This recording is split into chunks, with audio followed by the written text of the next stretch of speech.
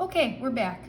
For this next part, what you're going to need is your magnetism notes, and you also are going to need your green sheet and a calculator. Okay, so make sure you have all of those things on hand before we continue. So like I said, what we're talking about today is electromagnetic induction. Okay, and what electromagnetic induction is taking a magnetic field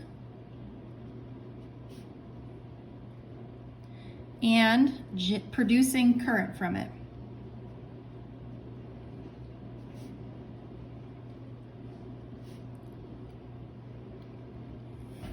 Okay. Now, what this picture is showing is you've got a magnetic field, because I know that because I'm seeing these particular X's. Okay, now if I'm seeing the X's, that means that the magnetic field is going into the page. Okay, so what this is saying is if you have a magnetic field, in our particular case, it's going into the page, and you take this amount of wire, you can see that there is a bunch of different coils. Okay, by expanding that particular coil of wire, what you're going to get is some sort of current. Okay, now, I know this is not the most exciting demonstration, but yes, these are not just pipe cleaners that are sticking out from a piece of cardboard. These are magnetic field lines that are going into the page, okay? And here is that wire of current that sort of looks like a hair tie, okay? Now what you're saying is that as we're doing this, you see how I'm sort of like moving these electric field lines, magnetic field lines, and as I'm doing that, okay, I am generating this current, and I'm generating the current through the breaking or sort of the intersecting of those magnetic field lines. That was what this picture is supposed to show. Now, if you're a little confused about this, try going here. It's actually B-O-Z, Bozeman Science. He does a really nice job with electromagnetism. I'll put the link up for you just in case you're wondering. All right, now what we're going to talk about is something called magnetic flux. Yeah, what the flux is this? Magnetic flux is proportional to the number of magnetic field lines that pass through a surface. Okay, so what we're going to say is this is proportional to the number of magnetic field lines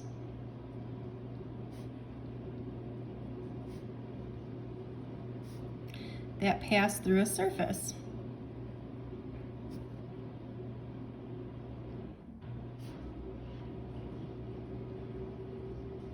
Okay? So magnetic flux, this is what's saying, hey, imagine that you have these magnetic field lines that are coming this way, and you have a coil of wire that is acting perpendicular to that. Okay, all of the lines are being intersected by this coil of wire. So what we're saying is the flux is high. Okay, now in this particular example, here's your coil of wire, but it's not hitting all the particular lines. Okay, so we might say that the flux here is medium. Okay, and then if you look here, like the wire is just sort of not being hit by anything, right? It's at this, parallel to the flux lines. We would say that this is zero flux. Zero flux given, I think that's probably where that came from. So again, coming back to my really great demonstration. What we're showing here is when you're moving your wire like this, you're sort of intersecting all of those lines, and therefore you're getting a lot of that flux, okay? When you're going in this direction, you may hit some of them, but not all of them. And then you can imagine that if you're moving this way, right, you're not intersecting any of those lines. Okay, so the best that we can do, or the maximum flux, is when we're perpendicular to those field lines so we can intersect them all.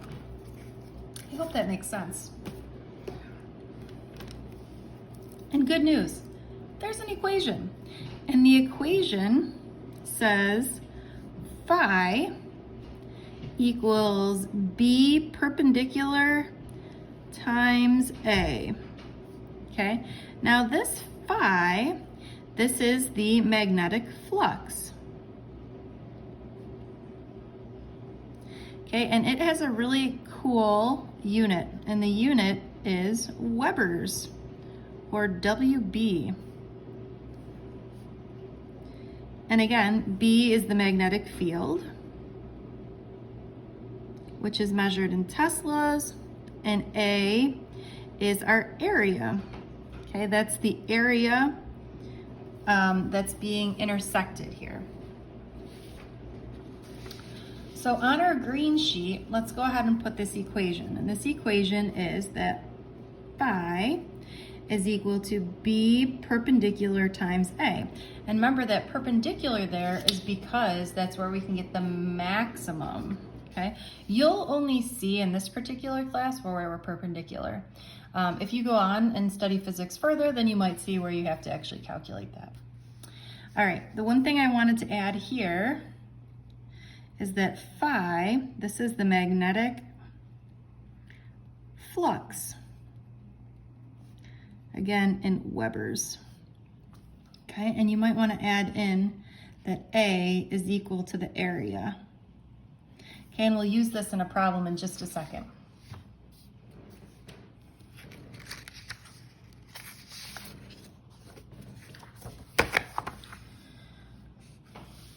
All right, so back to my friend Michael Faraday. He says, whenever there is a change in the magnetic flux through a loop of wire, voltage is created. And remember, that's what we saw when we were changing the flux or changing the area, or anytime we're running through one of these particular lines, there is a flux that is created and therefore a voltage. Okay, that's how we're generating that power. And he came up with something called Faraday's law for electromagnetic induction, which says that V equals negative N times phi over T. How do you like them apples? Where in this case, V is for voltage. What do you think N is? N is the number of loops. I knew that would be coming back here sometime. Okay, and phi, this again is our magnetic flux.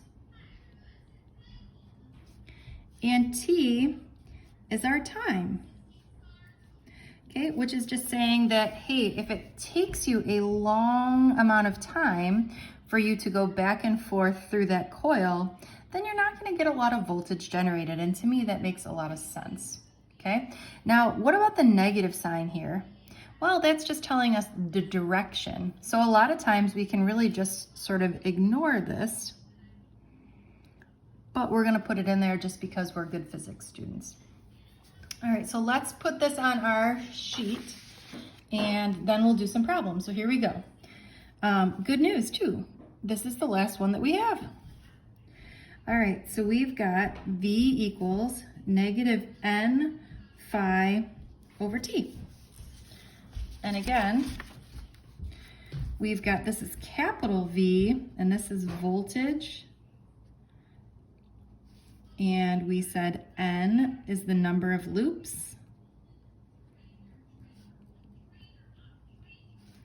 And T is time. All right, let's put it all together. Here we go.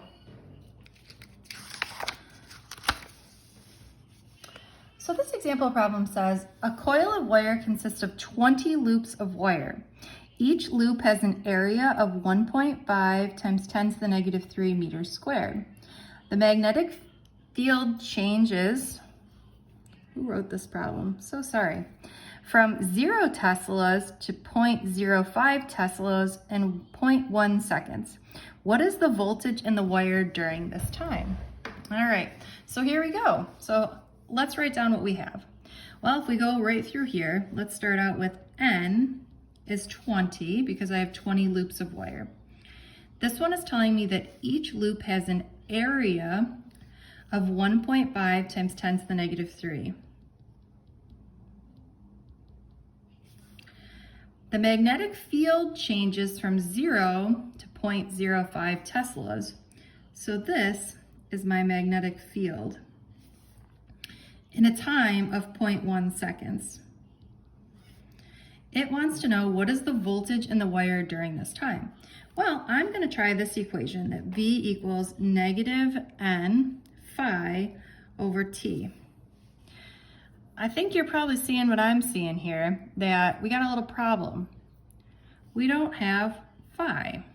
Okay, well, let's take a little detour. How can we find phi? Well, we can use this equation that phi is equal to B perpendicular times A. In this case, I've got 0.05 and my area is 1.5 e to the negative 3. Okay, let's calculate what phi is. Here we go. 0.05 times 1.5 e to the negative 3. Okay, let's put this guy in scientific notation real quick. So this is giving me 7.5 e to the negative 5.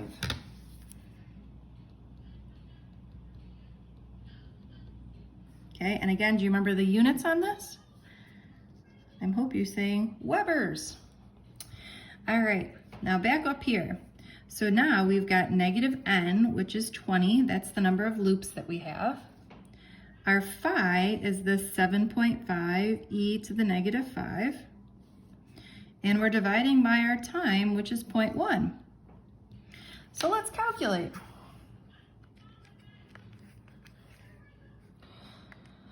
So we've got negative 20 times 7.5 e to the negative 5 divided by 0.1.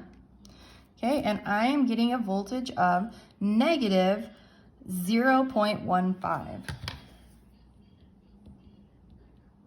And again, that negative tells us the direction, but it doesn't actually mean anything. It just tells us which direction the charge is flowing. All right, I've got one more tricky problem for you, and then we are finito. As we go through, let's write down what information is in this problem. This one's a tricky one. The measure of the strength, wow, who wrote these questions?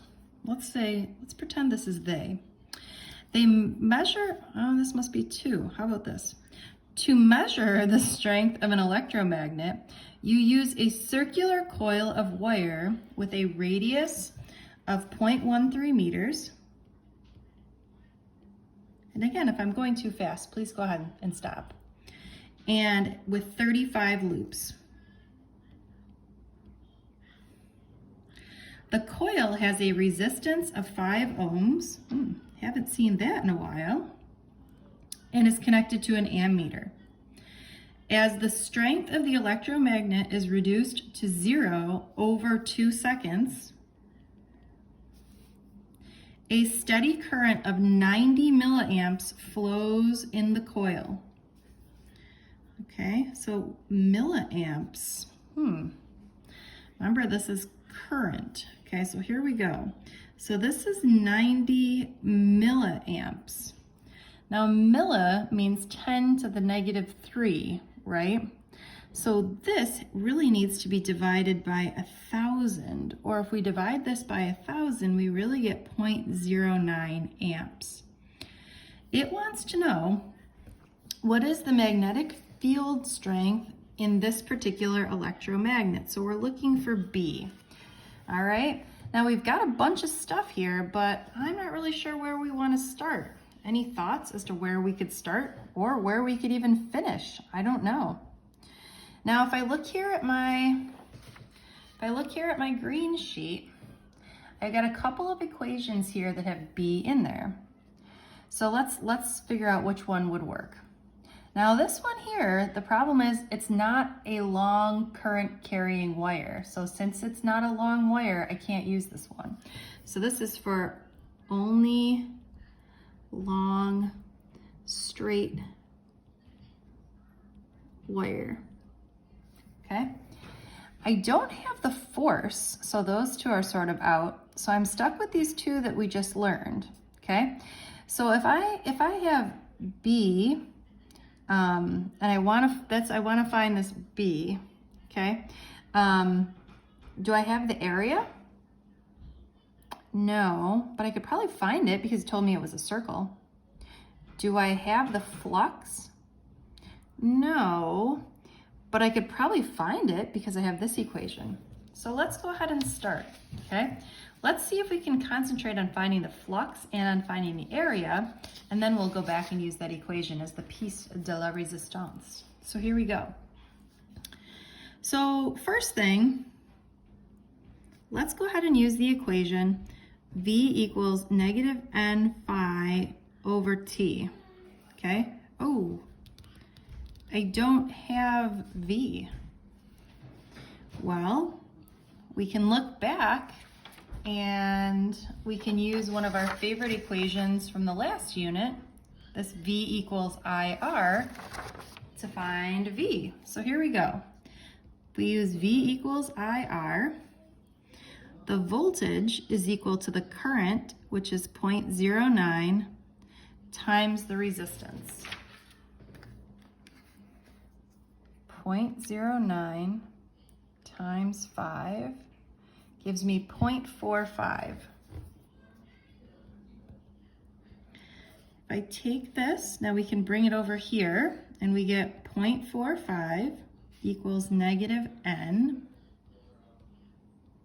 times 5, remember that's what we were looking for, divided by T. Okay, so this should be pretty easy, right? So if we multiply both sides by 2 and divide by 35, we should be good, okay? Now in this case, I'm not gonna worry about the signs here because it doesn't actually make a difference in our particular problem. So if I have 0.45 times 2 divided by 35, this gives me a flux of 0.026 Webers.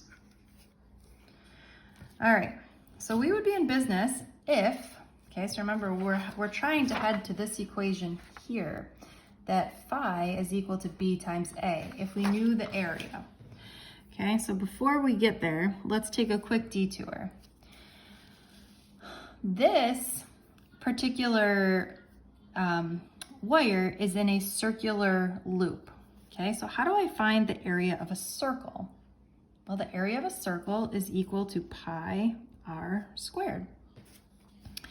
So in this case, we would have pi times r squared. Pi times r squared. I get 0.053 for an area. Okay, we're there. Woohoo! Phi equals B perpendicular times A. And again, my phi is here, my area is here. I've got 0.026 is equal to B times 0.053. 0.026 divided by 0.053, we get a magnetic field of 0.49 Teslas. That was a doozy. Good job, team. We'll see you soon.